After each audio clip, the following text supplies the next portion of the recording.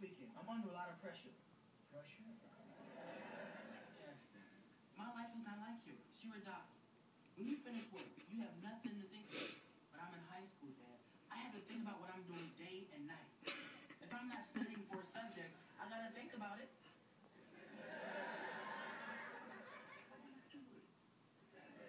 I don't know. But it's weekends like this that get me through. I guess you better make the most of it. Oh, Dad, I will. Tonight's the big pep rally, tomorrow's the game, and the party at Maxine. Ooh. You know, your grandparents, all of them are coming over for dinner tonight. Well, I'll be there.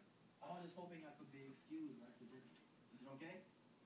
Yeah, sure, that's okay. I'm just happy you could fit us into your perfect weekend. Thanks, Dad. Look at my shoes.